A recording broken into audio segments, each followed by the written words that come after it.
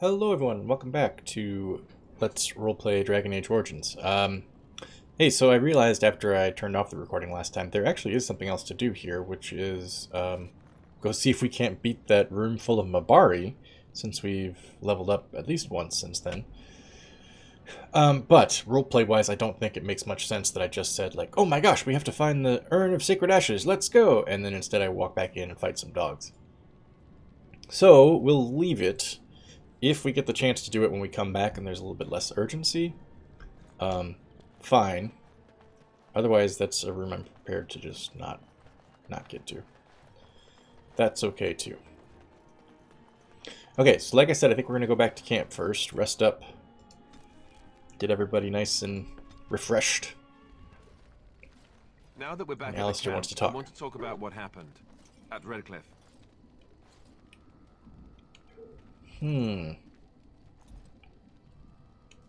What's on your mind? I just wanted to thank you. You went out of your way to save the Isle's family. Oh, and yeah. You did it. Even though it would have been easier not to. There's been so much death and destruction. It makes me feel good that at least we were able to save something. No matter how small.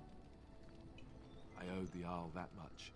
Yeah, that kid was a punk, but I felt kind of bad asking her mom to sacrifice herself, so...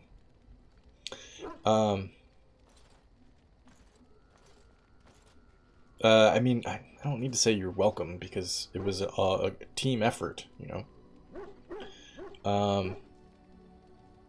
And I don't think it's inappropriate for Alistair to thank me for this. That's totally fine. He just wants to express that he recognizes that we took some extra steps we didn't need to. That's all. If we can stop the blight, we'll save much more. You're right. Hopefully, by that time, there's still enough of Ferelden left to save. Good. Now that the warm, fuzzy part of the day is over with, we can get back to the ritual dismemberments. Oh wait, it's not Tuesday, is it? Ritual dismemberments. Grief. Oh, right. So Alistair's approval is what's the word? Artificially high, because we gave him one of the DLC gifts that was free that we probably shouldn't technically have had access to, roleplay-wise. Well, let's just check. What the heck? 14% were complete, apparently. Alistair has 108 kills. Slain an abomination. Hit rate of 78%. I'll live with that. Damage dealt 16,000. Greatest damage dealt in one swing, 34. Friendly fire, 0. Contribution to party damage, 19%. So 1 out of every 5 points of damage, I presume. Or is that just hits? 1 out of every 5 hits, or 1 out of every 5 points of damage, or Alistair's. 12 injuries, yeesh. I don't really need to look at the party stats right now. That's good. We won't bother looking at anybody else's stats, except Georgianne, 254 kills, to Alistair's 108. Uldred was the most powerful foe slain. She must have gotten the final hit on that one. Hit rate of 89 or 81%. Very good. Damage dealt 39,000. Greatest damage dealt 69. Nice. Friendly fire 0. 47% of the party damage. I mean, that's a little bit cheating because we've switched out other party members. We've never switched out Georgianne because you can't. So, of course, we're going to have close to half. 5 injuries. Most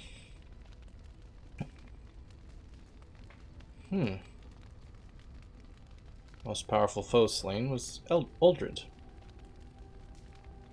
Total party damage of 82,000. Haven't tried to steal anything. We've crafted 45 items. And we've spent 21 gold. We've had the most at once, 16. 438 conversations. Good grief. 110 codex. 23% of the world explored. And we've been playing for 20 hours, apparently. Doesn't seem that long, but maybe it is. I guess, yeah, if we're up around... God, I don't even know what episode we're at right now. 40, 50, something like that. Let's talk to everybody in the party here. Your dog is filthy. I can smell him 50 yards off. Well, we could give him a bath. Kill fellow enemies with his stench. No, that's not true. I'm not sure that she's exaggerating, but I don't want to say this first one, so yeah, maybe you're exaggerating. But I do think it would be reasonable to give him a bath. That may be so, but all the same, I would like your permission to bathe him. You were thinking my thoughts. Go ahead, he is getting a little rank. Oh, I hurt his feelings. Excellent. I will get my soaps, and the dog shall have his bath after supper. Honestly, giving that dog a bath sounds terrifying. It's basically as tall as a Great Dane, and it's got probably 120 pounds more than a Great Dane would have. I mean, that dog's got to weigh, like, close to 200 pounds. Actually, I think a Great Dane can sometimes weigh as much as 120 or so. So maybe this dog would weigh, like, more than 200. It's got a lot of muscle. Whew. Ooh. They don't like each other.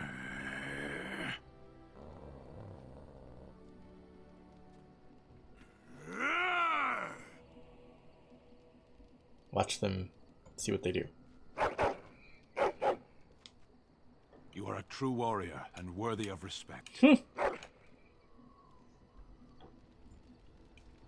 Okay. That seems to be going well. Sten's relationship with... What the hell?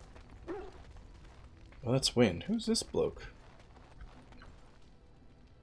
Emissary Pether. The Circle of Magi stands ready to assist, okay. Grey Warden, as do the Templars of the Chantry. God damn it, they sent me a frickin' tranquil. They're so creepy.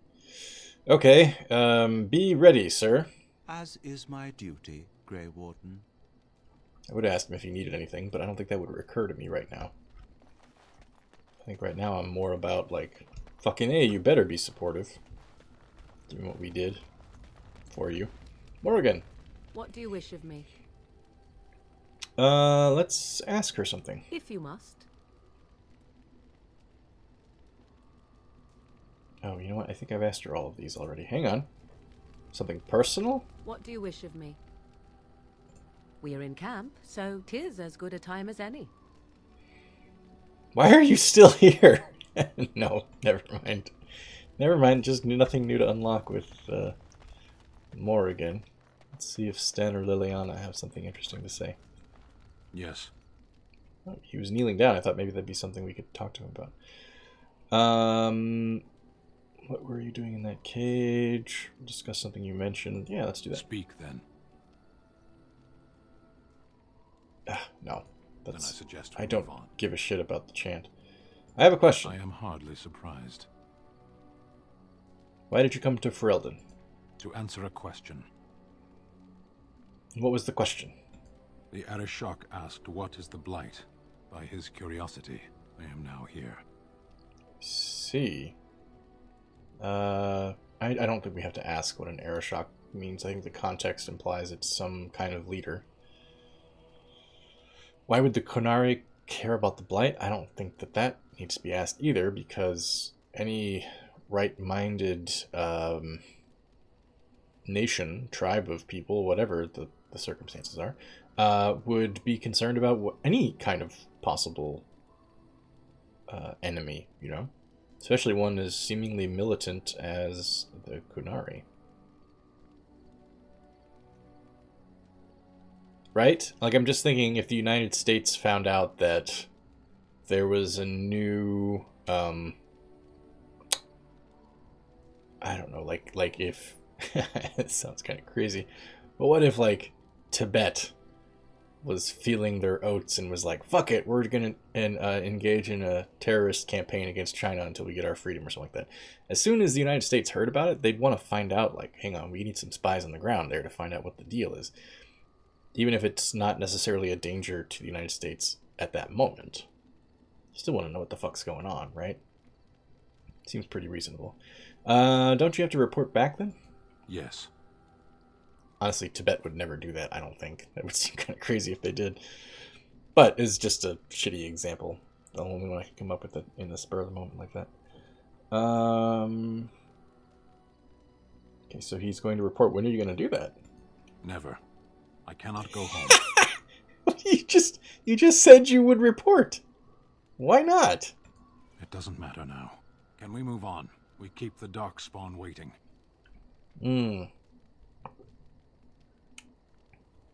Okay, he clearly doesn't want to speak, so let's not force it. As you wish. He's an enigma, this Sten.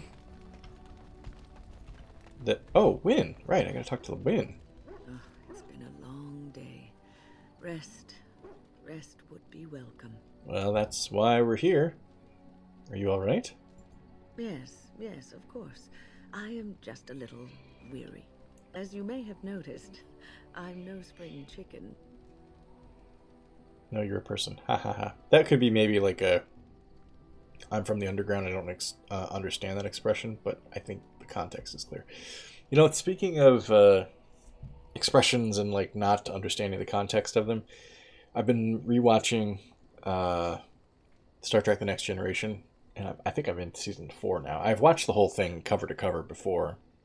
This is just like oh yeah, nostalgia, let's watch it again, because it was a good show.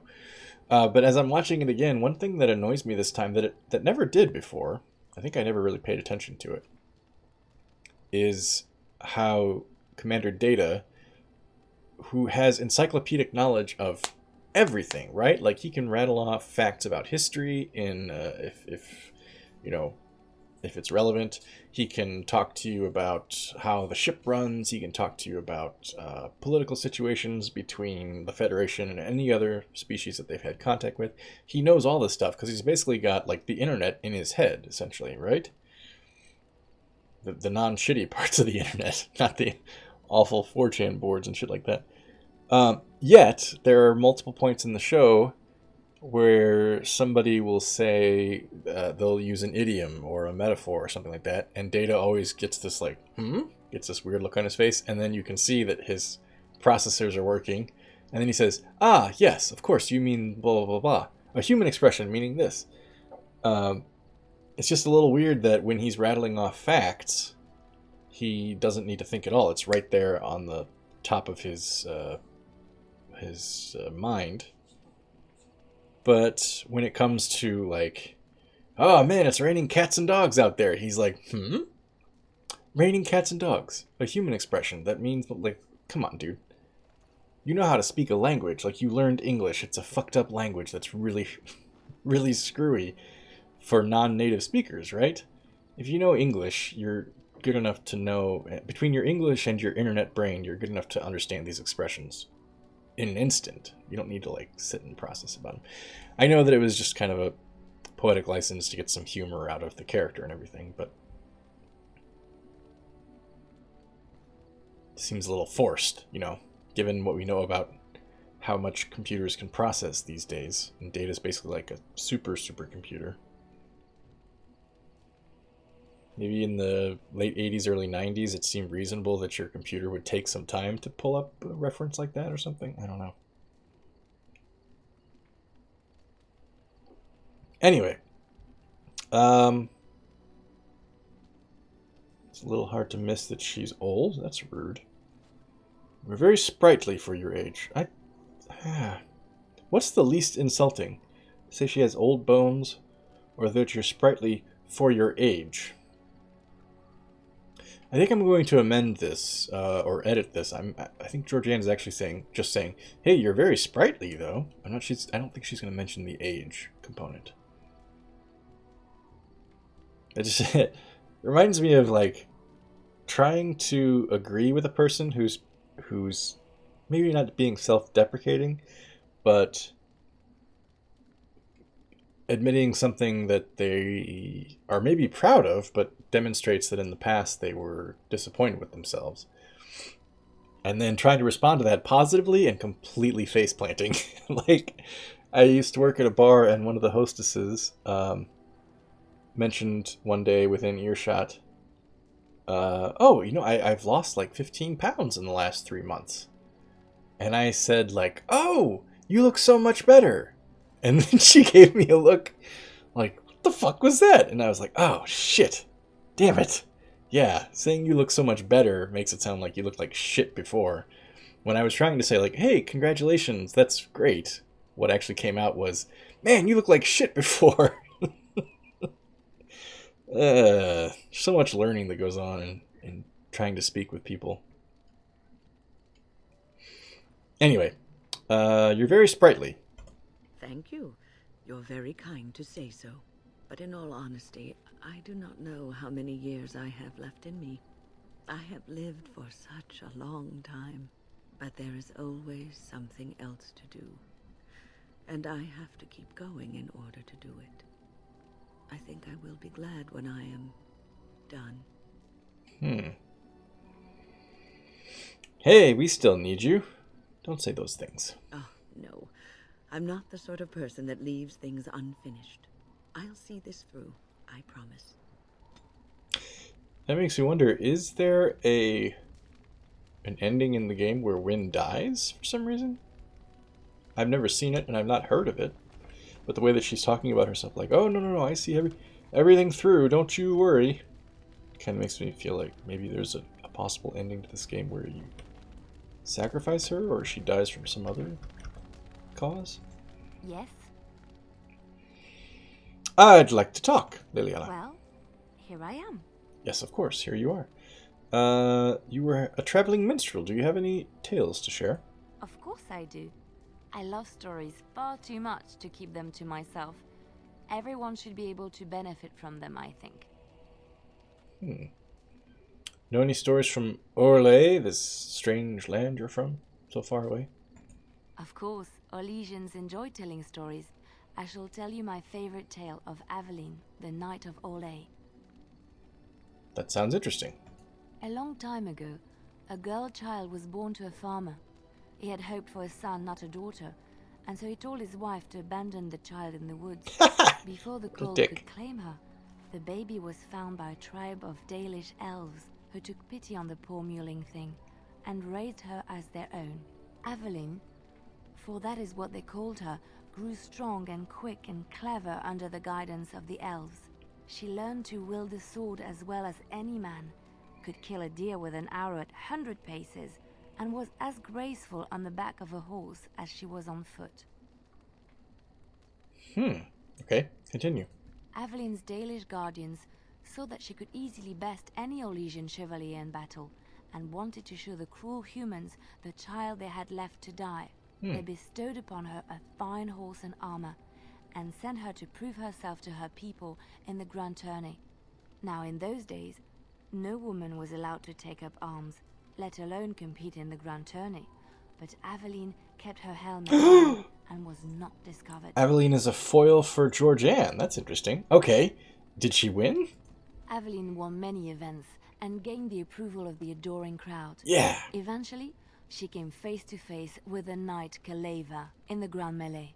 Aveline had already bested him in the joust, and Kaleva was determined not to lose a second time. Boo, Out of Kaleva. desperation to regain his honor, Kaleva tripped Aveline and tossed her to the ground, ripping off her helmet as he did so.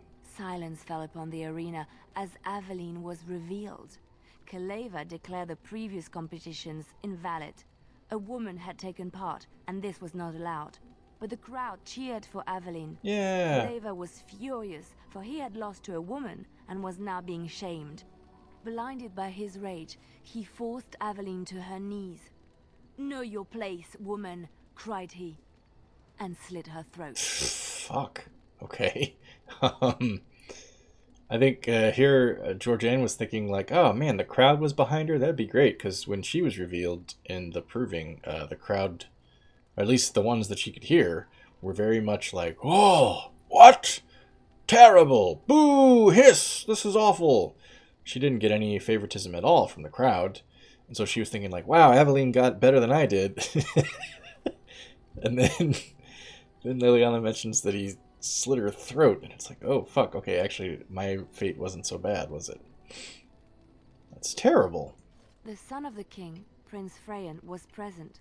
He recognized Aveline's skill and bravery and began to see the injustice done to the women in his land. When he was made king, he rewrote the laws of Orlais so that women could also become chevalier. he honored Aveline and knighted her after her death. And to this day, any female who is knighted reveres Aveline the Brave, for she is the patron of all women chevalier. It's a sad tale for her, but a good tale for everyone else. Interesting. I am assuming that the voice actor who plays Liliana is actually French, but it's possible that she's not, and she's just putting on a French accent. Obviously, Orlais is supposed to be heavily modeled after France, chevaliers and whatnot. I was just thinking as she was talking, like, I don't. So, people talk about, like, oh, the sexiest accents, right? Like, American women love a man with a good British accent, or a man with a French accent. Those are both, or even a man with a Spanish accent. But I think when it comes to, like, this is personally me. When it comes to accents for women, I don't really find the French accent that appealing. I find a British accent absolutely unappealing, and that's just me. I think the accent on a woman I find most appealing is a Spanish accent, actually.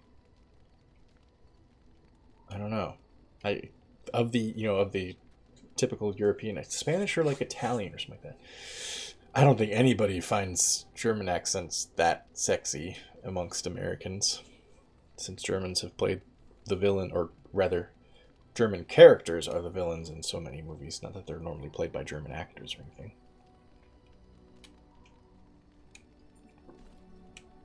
In the United States, male British roles have two functions. One is handsome, seductive man from the UK comes to America and wins the heart of some girl. The other is British man is a villain, like all the Imperial officers in Star Wars and stuff like that. And in the US, basically every German character is a villain. Italian characters are usually like immigrant types. Spanish characters are usually like sultry, sexy, like Antonio Banderas type characters, where they're handsome and dark and mysterious. French male characters are like like Eddie Izzard says, they show up at your house and they're like, "My name is Pierre. I am here to sleep with your family." and then Eddie takes the role of the American and he says, "Enter the home, please. I will allow you to sleep with my family because of the debt to General Lafayette." It's just kind of funny to imagine Americans and French is having some kind of like sexual understanding where any Frenchman could just sleep with everybody. Everybody's just like, "Because of General Lafayette, salute." Okay, anyway, this is a digression that's getting too long. Was there another story I wanted to hear? Tell me about the Darkspawn. Chantry law says it is man's pride that created the Darkspawn. In ages past, the mages of the Tevinder Imperium ruled much of the world we know. In their pride, they thought their magics invincible and imagined that they were greater than the Maker himself. So thinking, they invaded his golden city, planning to take it for themselves and depose their own creator. But they were impure and full of sin, and it is with the sin that they tainted the golden city, corrupting it forever. The Maker cursed them and cast them from his sight. Wherever they went, they spread the taint of their sin. Any land that was touched by the taint became blighted and would suffer no life. Instead, the Darkspawn arose to torment us and remind us of our hubris. Couple things. First, I'm imagining that Georgianne knew all that, not because she got the information. Because so far, I think the only place we've heard that fully spelled out was in the cinematic introduction to the movie when the actor voicing Duncan runs through the whole spiel for us, right? I'm going to say, though, role-playing wise, that since that was Duncan's voice, and since it informs the player of the game, it must also inform the player character of the game, and I'm going to say that that's the tale that Duncan tells to Georgianne when they're walking from Orzammar to Ostagar. So during that walk, which must have taken multiple days, he must have laid out for her the history of the Darkspawn, as the Chantry understands it. And apparently as the Grey Wardens understand it. So this is not news to Georgianne. I'm not sure. Oh, so that was the first thing. What was the second thing? Or maybe I already went through the second thing. I don't know if I went through the second thing or not. Anyway, there is another thought I had just now. Because Leliana mentioned pride. It was humans' pride that caused the Golden City to turn into the Black City, created the Darkspawn, all that. A lot of this game has to do with the 7 deadly sins, or at least several of the 7 deadly sins. We've seen pride demons, rage demons, hunger demons, desire demons. So I was trying to think. I couldn't think of the 7th deadly sin when I was discussing it previously. I got wrath, pride, gluttony, lust, wrath. I think I got 2 others that are escaping me at the moment. I think the one that I forgot was envy, I think. Which envy and lust could kind of be rolled up together in the desire demon. Wrath would be the rage demon. Hunger would be the gluttony demon, I presume. And then pride is the pride demon. So I'm not sure where the other 2 would fall, and I can't think of them at the moment. What the fuck? Envy, wrath, gluttony, pride, lust. So that's 5. Shit. This is going to be the second time in this LP that I can't remember all 7 of the deadly sins. I should have had it pulled up in a browser window on the other monitor so I'd be sure I remembered all this shit. Anyway, that starts a whole new set of comments I'm going to get now about, oh no, the 2 that you forgot were X and Y. When previously they were like, oh, the one that you forgot was X. Was envy. Okay, well, I just screwed that up. Fine, whatever. So anyway, I just wanted to comment again on the relationship between the deadly sins and the demons that appear throughout the game. I'm not sure that there's supposed to be any larger commentary on the deadly sins, but it's just interesting that there's a correlation there. Of course, the other theme throughout the game is blood. Blood magic, all the blood decals you get when you're killing things, having to drink the Darkspawn blood. When you start the game, the intro has the dragons flying around and spraying blood everywhere.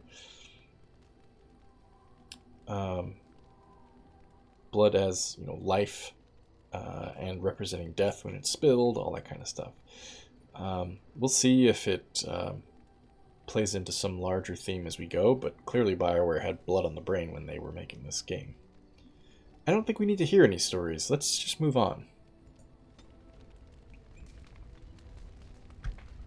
We'll save that for another time. Okay, that's the entire party, right? Except for Bowden, who isn't really a party member, but if there's anything I can do for you, please tell me. We've got stuff to sell. I'm sure you'll be pleased with the goods my boy and I have collected. And we have flasks that we need to buy. Discount. Okay, first buy. Take.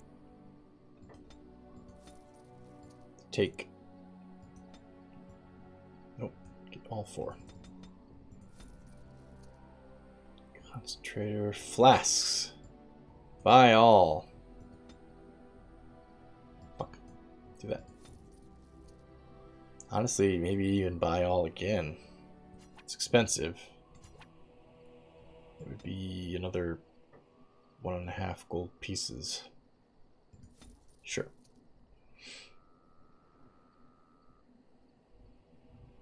We will be selling some stuff too, so that's not the worst thing in the world. Oh, before we sell, though, we need to go through party inventory. Well, those sales did count, right? I'm assuming they did. We need to go through party inventory and make sure everybody's kitted out with all the cool shit we picked up. Buckle of the Winds, we got 2 of them. 3 defense. So who doesn't have a belt yet? Liliana does not. Sten does not. And didn't we get a Warhound paint? Alistair's mother's amulet. Where the hell did I get that?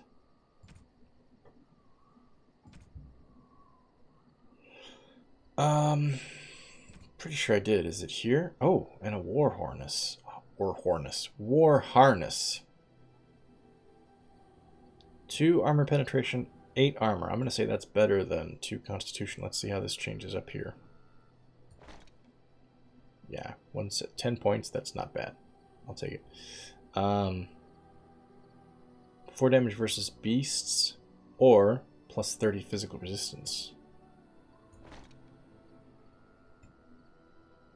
That's cool. I like that it's less noticeable too. It looks more like a natural dog than with the black war paint. Woof woof.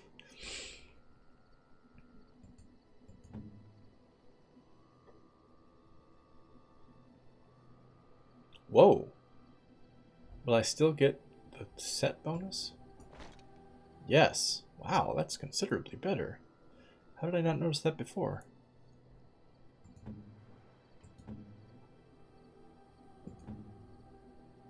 I can't imagine that the shielded dwarven armor would fit Alistair at all.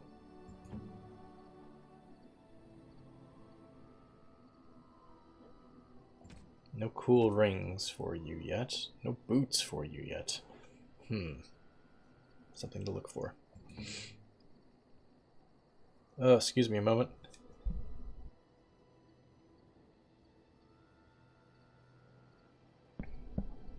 Sorry about that. I could feel a sneeze building. I needed the catharsis. Okay. Templar helm.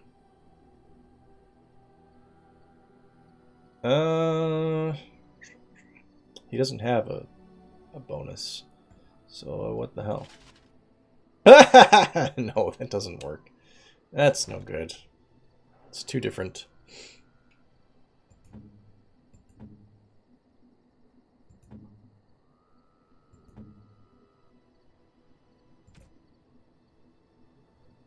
Ooh, arrows for Liliana. She has nothing special right now. Elf flight arrows, then. I might keep the firebolts in the event that we find a crossbow that's better than what she's already got. Okay, I'm going to say that's good. Let's sell some more with You and Bowden. your friends are formidable folk, indeed. It's good to have you along on the road.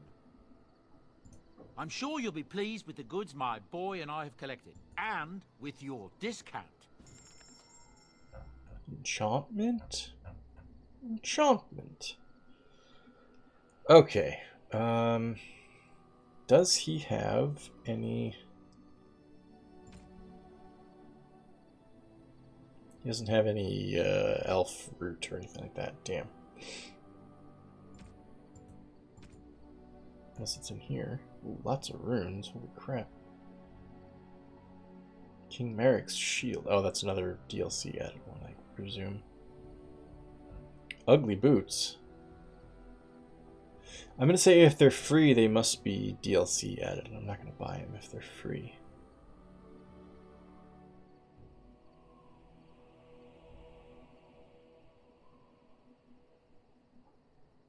Useful tips. I presume that gets you like a level up equivalent or something. Ah, shit. I'd buy a backpack here, but I can't afford it. Well, let's see. Let's sell some stuff first. Ooh, hang on. Did we check if... What's his nuts? Sten can use that?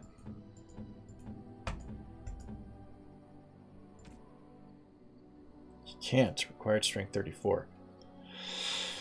Oh, it is significantly better, and you can enchant it. Alright, so we'll hold on to that. Are you sure I can't interest you in this hat? A pair of earrings, perhaps? A cheese knife? Focus, Bowden. I'm sure you'll be pleased with the goods my boy and I have collected, and with your discount.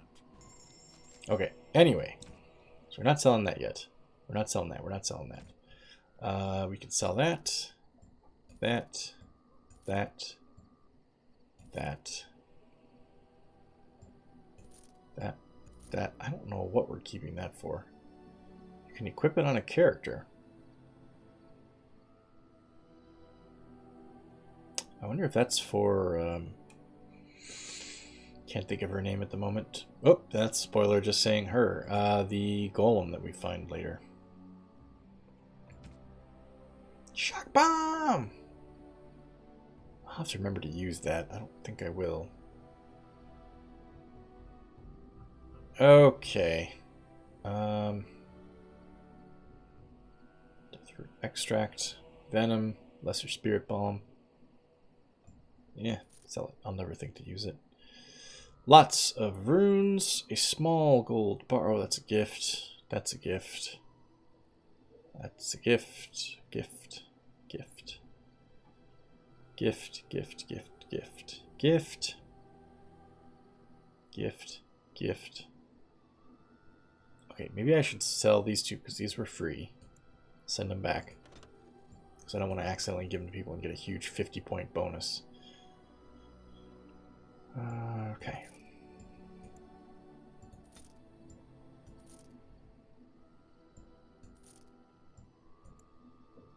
Private documents, I don't think we need.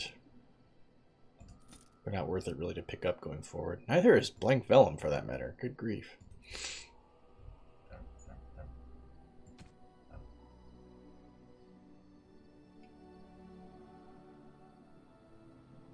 I'll hold on to that in the event that I can someday do stuff with it. Fuck, I don't have any elf fruit either.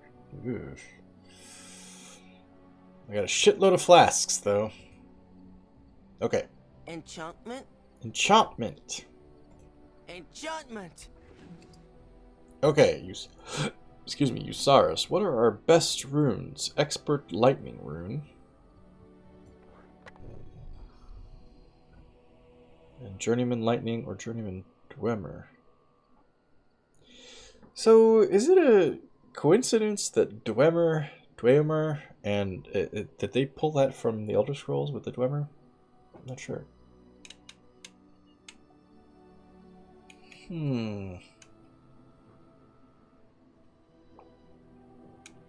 Could just up its electricity damage as far as it can go. Maybe we'll do that. +5 electricity damage. Normally adds fire resistance and 10 damage versus dragons. And then +5 electricity. So we need to get Sten to 34 health as soon as possible. Okie doke. Let's see what we can do here. Not a damn thing. Oh, some lyrium, I guess. What do you need for that? Elf fruit and deep mushroom. Poisons? Nothing I can create at present. Alright. I think that's going to end our time here in the camp, and we'll move on to try... Wait a minute, hang on. Where do I need to go to find the Urn of Sacred Ashes? Medicines and magic have failed to cure Arl Eamon, who slips closer and closer to death each day. You have been told the Urn of Sacred Ashes, containing the ashes of the Maker's prophet Andraste, has legendary healing powers. Lady Isolde sent her knights out in search of the urn, but so far they have returned empty-handed. Locate the Chantry scholar Brother Genitivi in Denerim. He's the only man in Ferelden who is actively researching the urn and will have important knowledge to share with you. That still seems the most critical. So sure, we're going to Denerim. Okay, last time we had Morrigan, Alistair, and Wynn. Let's switch things up. Given that we have very little or no healing, I'm going to bring Wynn again. And Liliana? Maybe not Liliana. She's not happy about that. Maybe Sten? Yes. And the dog? Duke? Ah. I don't know. Maybe Liliana. You know what? I'll tell you what. I'll bring Liliana next time. I gotta remember that. Woof woof. Let's go, doggy. Okay, Denerim it is. We know that Terran Logain is here, and he's put out an APB to kill all Grey Wardens, so we'll see how this goes.